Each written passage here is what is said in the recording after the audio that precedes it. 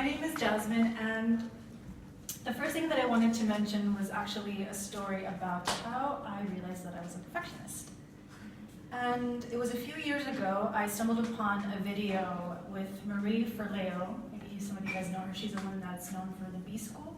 And she was interviewing Elizabeth Gilbert, who I actually really love. She's the one that's known for having written the book Eat, Pray, Love.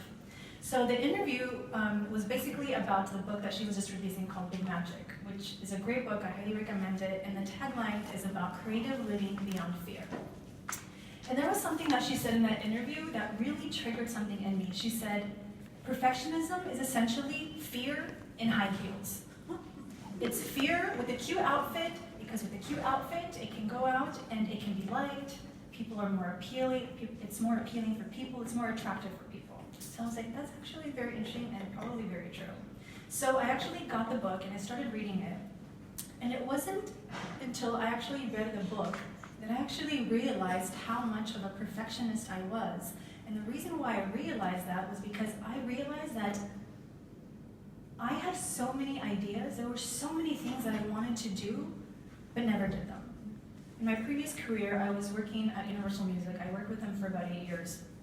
And in the music industry, there are a lot of talented artists that just don't get a lot of promotion because of just the nature of the business. So I remember I really wanted to do this big event where artists come, and because I was in the industry, I could invite my industry friends, and then they can see like this amazing artist, and I had it all planned out in my head, but I never did it because it wasn't gonna come out the way I wanted it, because I was afraid that it wasn't gonna come out the way I really wanted it to be and the way I thought it was going to be successful. So that's just one example. But there were many examples like that. And it occurred to me that by me being a perfectionist, I'm not actually moving. Being a perfectionist, it's like you're static and you have an idea, and it's like, oh yeah, I want to do that, I can do this, I can do that, and then you're dreaming and you're excited and you tell people, and then you're like, this. Hold on a second, I'm going to take off my earrings because I'm going to get nervous. That's what happens when you don't rehearse. What was I saying? I'm not moving. Yes, exactly. So basically, it's like when you're a perfectionist, you want to move, but you can't. It's like I felt like there were bricks on top of my feet that didn't allow me to go because it was not going to be good enough. The ideas that I wanted to create were not going to be good enough. At least that's what I thought. I had a vision of how I wanted it. It's not going to be that, I'm not going to do it. Why am I going to do something if it's not going to be perfect, right? That's what I thought. And it really wasn't until when I moved to Berlin when I realized, again, when I read this book, the extent of how much of a perfectionist I was. And I remember when I really sunk into that idea, I got kind of sad. And I was like, wow, like there were so many opportunities that I missed just because I thought they weren't going to come out perfect.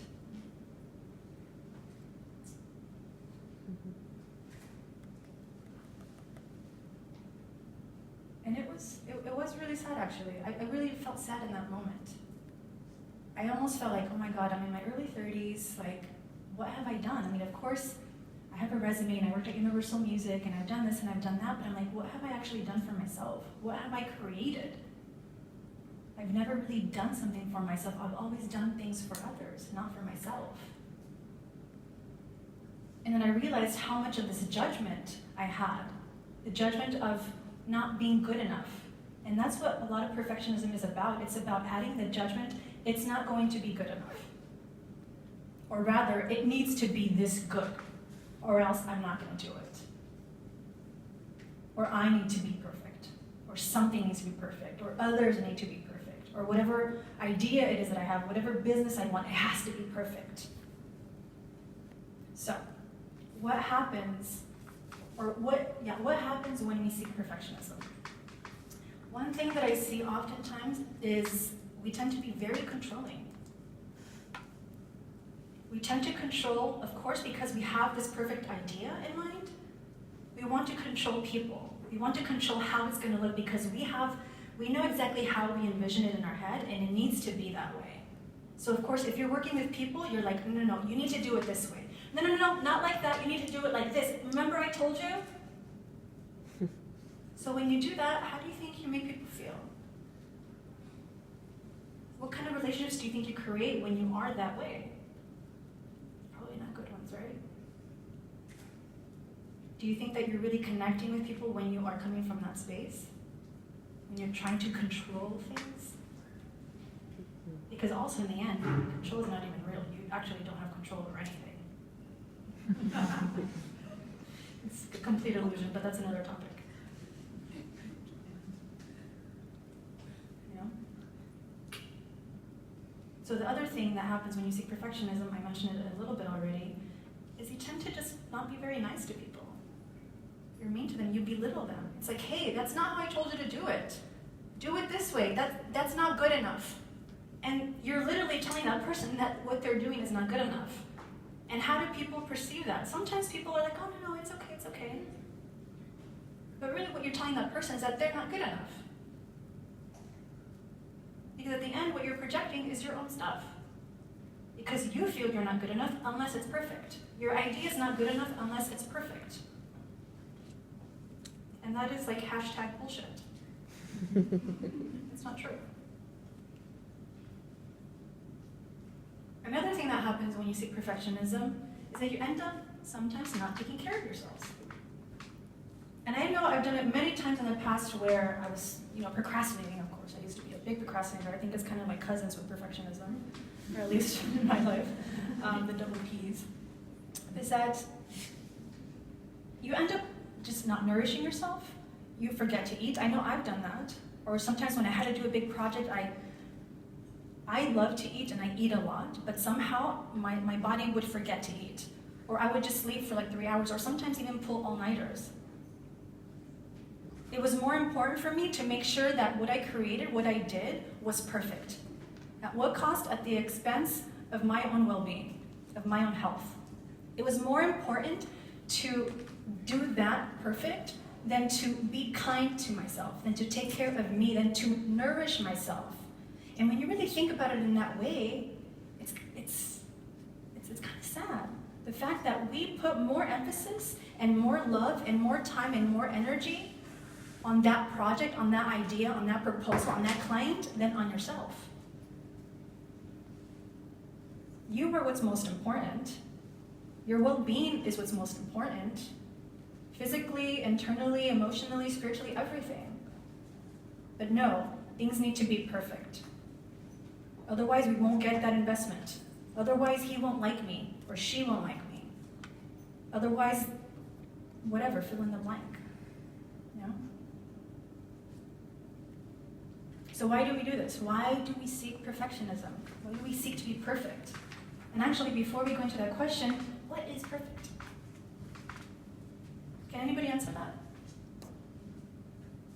Like, I really am curious if somebody does. What do you think perfect is? I think, first of all, the society, you ask why it needs to be perfect. You grow up in the society that you need to be perfect. And I come from Israel, and Israel, if you're not married, if you don't have a child, and also you have like a great war, so you're worthless. Like, they really judge you all the time. And if now I have a son, and when I come to visit Israel, they ask me, when are you doing the next one?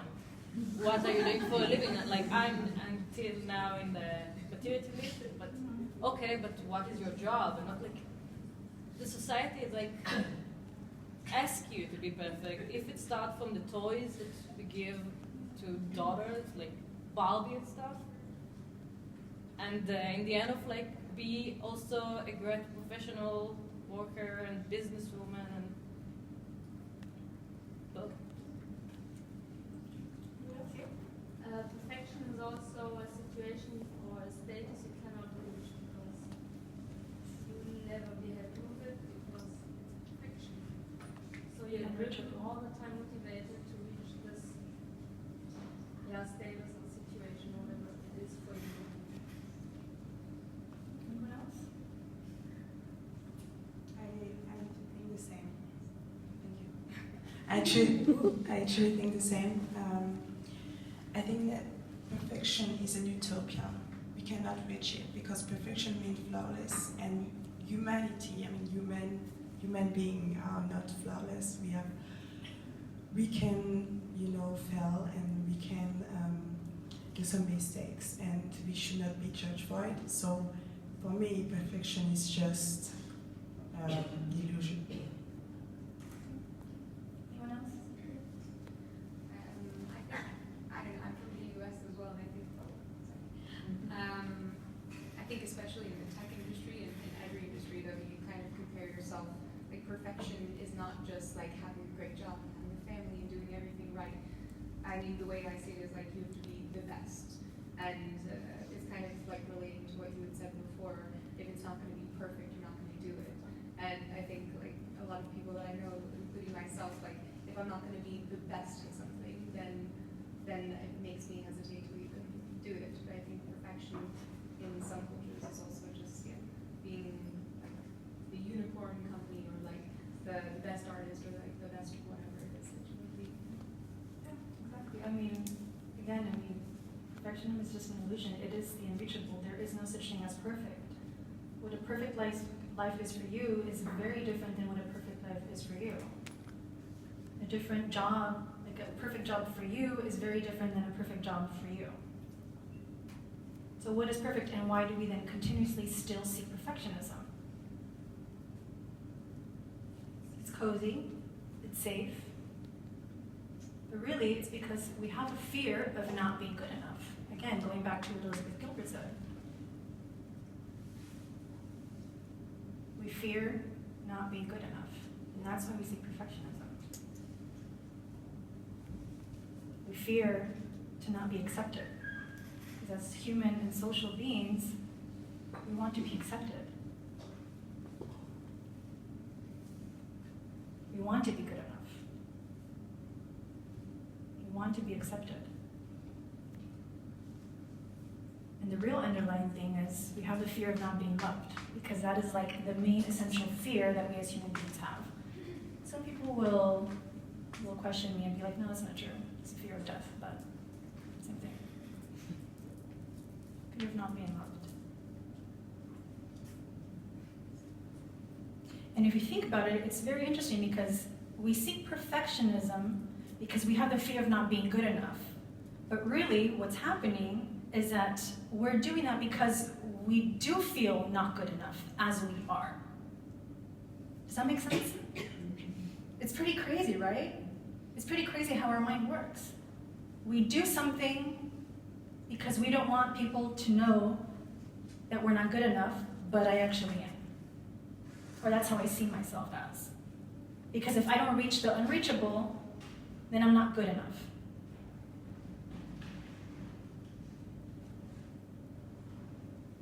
And the opposite of perfectionism is acceptance. Plain and simple. Just to accept. Mainly to accept yourself. When you fully accept yourself, then you accept everything else. If you accept yourself, you accept others, you accept every situation, you accept the world as it is, even with everything that's happening in the world. Acceptance. Acceptance of every single thing, and I mean everything, no exception. Accepting everything, accepting yourself. I know I've had some conversations with people, it's like, yeah, but if you accept yourself, then that means you're not going to change, and you're going to be like, well, I accept myself, so I'm not going to do anything. That's not what I mean. You can accept yourself, be who you are, accept what is happening. If you see something that you feel like, okay, she shouldn't be hitting him, okay, you have an emotion towards it, accept that it's happening. If you see somebody treating you bad, okay, accept that it's happening, but then what is your response to it? How are you going to then act out of that? And the important thing here is to act and to create out of a space of acceptance, not out of fear or perfectionism. When you create out of the space of acceptance, you're emanating acceptance. People like that. People want to be accepted. Who here does not want to be accepted? No one. Who here does not want to be loved? No one.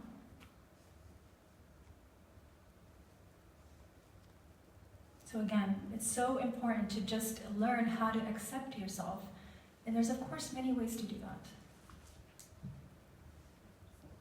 There's many classes you can take, there's many coaches, therapists, psychologists, or breathing techniques, meditation, yoga. There's so many different outlets out there for you to learn more about yourself and see what's in the way of you not accepting yourself. Who taught you not to accept yourself? And to be honest, we learn it as children. We see it from our family, we see it from our parents, whoever raised us, we see it collectively, society, nobody accepts anyone. Not nobody, but you just oftentimes see that, the lack of acceptance of what is.